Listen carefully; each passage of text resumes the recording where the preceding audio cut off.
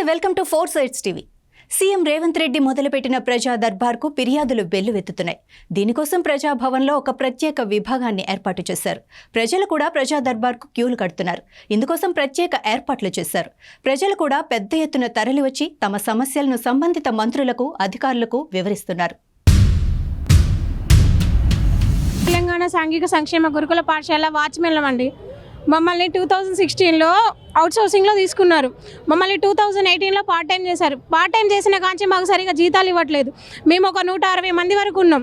ఈ 160 మంది ఇదే ఉద్యోగం మీద బతుకుతున్నారు. వేరే ఉపాధి హామీ ఏదీ లేదు. మేము అన్ని డిస్టిక్ల నుంచి వచ్చినాం. నల్గొండ, సూర్యాపేట, ఖమ్మం, భద్రాద్రి కొత్తగూడెం, మంచిర్యాల, కరీంనగర్, ఆదిలాబాద్, వేములవాడ అన్ని డిస్టిక్ల నుంచి వచ్చినాం. మేము ఒక 50 మెంబర్స్ అబవ్ వచ్చాం. మేము 50 మెంబర్స్ అబవ్ వచ్చాం. అట్లా ఈ 30% పిఆర్సీ అనేది ఇచ్చారు. అన్ని టీచర్స్కి, ఆయమ్మలకి, కాంట్రాక్ట్ బేసిక్ చేసే వాళ్ళకి అందరికీ ఇచ్చారు. మా ఒక పార్ట్ టైం వాచ్మెన్లకు మాత్రమే ఈ 30% పిఆర్సీ అనేది ఇవ్వలేదు. BC welfare, Mahatma Gandhi tribal welfare అందరి వాచ్మెన్లకి ఇచ్చారు. మా సోషల్ వెల్ఫేర్ పార్ట్ టైం వాచ్మెన్లకు మాత్రమే ఈ 30% పిఆర్సీ అనేది వర్తింప చేయలేదు. దాని గురించి మేము గత ప్రభుత్వానికి ఎన్నోసార్లు అర్జీ ఇచ్చుకున్నాం. ఆ ప్రభుత్వం అనేది మమ్మల్ని ఏమీ పట్టించుకోలేదు. ఇప్పుడు ఈ ఉన్న ప్రభుత్వమైన మమ్మల్ని పట్టించుకునే ఉంటుందనే ఆశతోని మేము అన్ని డిస్టిక్ల నుంచి వచ్చి ఈ లెటర్ ఇవ్వడం అనేది జరిగింది. మరి వీళ్ళు ఏమైనా చేస్తారనేది చూడాలి. ఇక అంతే. ఇలా మేము జాయిన్ అయిన కాడ నుండి 2018 వరకు మేము డ్యూటీ చేసినాం. అప్పటి నుండి మాకు పార్ట్ టైంగా వేసారు. తర్వాత ఒక లెటర్ తీసుకుపోయి అప్పుడు మాకున్న ప్రవీణ్ కుమార్, ఆర్ఎస్ ప్రవీణ్ కుమార్ సెక్రటరీకి మేము ఒకటి లెటర్ ఇచ్చినాము. అతను కూడా పట్టించుకోలేదు. తర్వాత రోనాల్డ్ రోస్ వచ్చాడు, అతనికి ఒక లెటర్ ఇచ్చినాం. ప్రతి ఒక్క సెక్రటరీకి వస్తూ ఉంటే లెటర్ ఇచ్చుకుంటా పోయినాం తప్ప మాకు పరిష్కారం అయితే దొరకలేదు. తర్వాత ఇప్పుడు నికోలస్ వచ్చాడు, ఆ సార్ కూడా మేము కలిసినాం. సెక్రటరీ కలిసినాం, అడిషనల్ సెక్రటరీ కలిసినాం, అందరికి కలిసినాం. ఎక్కడ పోయినా మాకు పరిష్కారం దొరకలేదు. మాకు అప్పుడు కొప్పుల ఈశ్వర్ మాకు మినిస్టర్ ఉండే సోషల్ వెల్ఫేర్ డిపార్ట్మెంట్కు. మినిస్టర్కి దగ్గరికి పోయినా కానీ మళ్ళీ ఆర్ఎస్ ప్రవీణ్కే రాశాడు. అట్లయినా పరిష్కారం దొరకలేదు.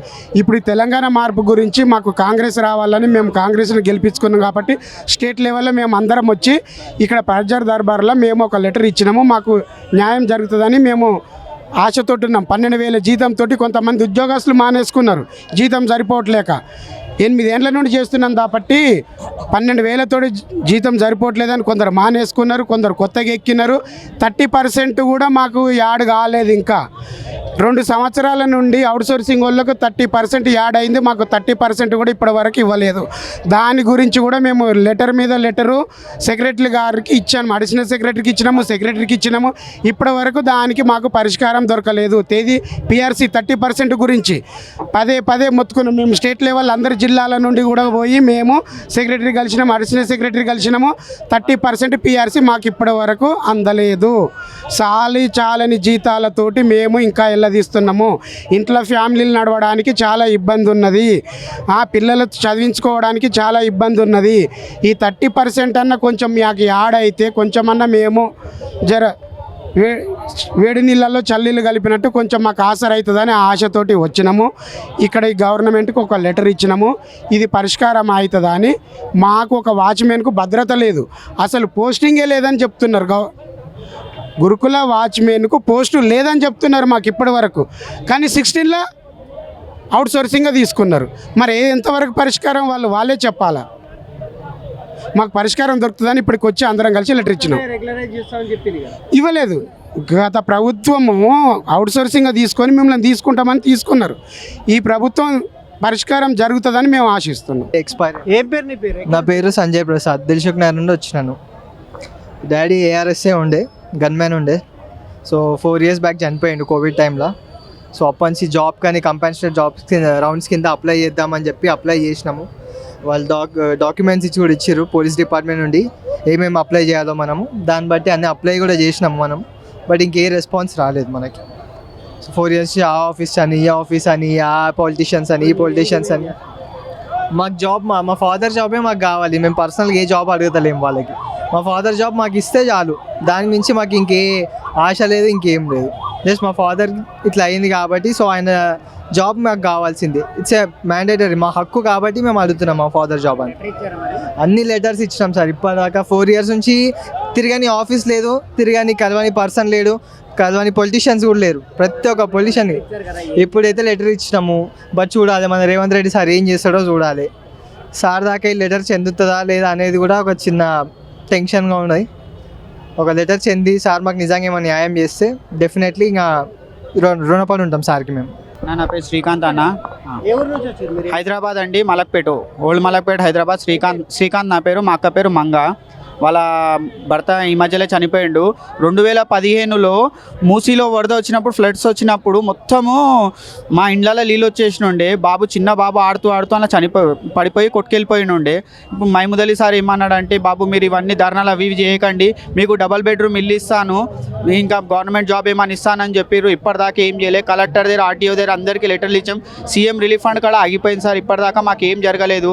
డబల్ బెడ్రూమ్ ఏమో వేరే వాళ్ళకు ఎక్కడి నుంచి వచ్చిన వాళ్ళకు డబల్ బెడ్రూమ్ ఇచ్చారు. ఆయన ఉన్నోళ్ళకు కూడా ఇచ్చారు. 2 కోట్ల ఆస్తి ఉన్నోళ్ళకు డబల్ బెడ్రూమ్ ఇచ్చారు సార్. మాకు ఏమి ఇవ్వలేరు. దళిత బంధు కూడా 2 లక్షలు కమిషన్ తీసుకొని ఇచ్చారు, కానీ మాకు ఇప్పటిదాకా దళిత బంధు కూడా ఏం రాలేదు sir. Please request Revanth Reddy గారు, మాకు ఇది పట్టించుకోండి. మా గురించి ఓల్డ్ సిటీ గురించి కూడా మీరు పట్టించుకుంటే చాలా మంచిగా ఉంటుంది సార్. 2 చిన్న పిల్లలు ఉన్నారు వాళ్ళకు, ఆమెకు పింఛన్ కూడా ఇప్పటిదాకా రాలేదు సార్. Please sir, request. నా పేరు శంకర్రావు అండి. నేను నాగర్ కర్నూలు జిల్లా నుంచి వచ్చాను. మా మిత్రుడు కృష్ణారెడ్డి, ఆయన కరీంనగర్ నుంచి వచ్చాడు. మేము 317 బాధితులము, ముఖ్యంగా మ్యూచువల్ బాధితులం అన్నమాట. గవర్నమెంట్ మాకు ఏం చెప్పిందంటే, తప్పనిసరిగా సర్వీస్ ప్రొటెక్షన్ కల్పిస్తాము, మీరు వెళ్ళండి అని చెప్పింది. తర్వాత ఏమొచ్చి పట్టించుకోవడం మానేసింది. మేము ఎన్ని రకాల రిప్రజెంటేషన్స్ ఇచ్చినా ప్రభుత్వం సరిగా న్యాయం చేయలేదు కాబట్టి మేము న్యాయస్థానంకి వెళ్ళాము. అలాగే ప్రభుత్వం మారింది కాబట్టి ముఖ్యమంత్రి రేవంత్ రెడ్డి గారి దగ్గరికి వస్తే మాకు ఈ విషయం మీద దృష్టి పెడతారని, టీచర్ సమస్య మీద పూర్తిగా అవగాహన చేసుకొని ఒక పద్ధతి ప్రకారం మాకు న్యాయం చేస్తారని చెప్పి మేము వచ్చాము. అందుకే రిప్రజెంటేషన్ ఇవ్వడం జరిగింది. అది కూడా మాకు త్వరగా చేస్తే మేము 30 సంవత్సరాల మంది 30 సంవత్సరాలు సర్వీస్ చేసి కూడా ఒక్క ప్రమోషన్ కూడా తీసుకోలేకపోయాము. కానీ ఇప్పుడైనా సరే రేవంత్ రెడ్డి గారు కనుక ముందుకు వచ్చి చేస్తే మాకు చాలా సంతోషంగా ఉంటుందని. రేవంత్ రెడ్డి గారు ఈరోజు లేరు, ఉంటే మేము ఆయన్నే కలుద్దాం అనుకున్నాము. అనుకోకుండా వారు ఢిల్లీ వెళ్ళినట్టున్నారు, మాకు అందుబాటులో లేరు. లేకపోతే కలిసి ఉండేవాళ్ళం, చెప్పే ఉండేవాళ్ళం సార్. మా మిత్రుడు కృష్ణారెడ్డి మాట్లాడతారు. కృష్ణారెడ్డి అండి, నేను కరీంనగర్ నుండి వచ్చాను. మాలాగా 5,000 మంది, సుమారు 5,000 మంది టీచర్లు సర్వీస్ ప్రొటెక్షన్ కోల్పోయి ఉన్నారు. సరైన విధంగా జీవోలు రూపొందించకపోవడం, గవర్నమెంట్ పాత ప్రభుత్వం చిత్తశుద్ధి చూపించకపోవడం వలన మేము తీవ్ర అన్యాయానికి గురయ్యాము. 317 వల్ల వచ్చిన అల్లకల్లోలంలో సర్వీస్ ప్రొటెక్షన్ కోల్పోయి మేము మ్యూచువల్ బదిలీ పొంది ఉన్నాము. మాకు న్యాయం చేయాలని అర్జీ ఇవ్వడానికి వచ్చామండి.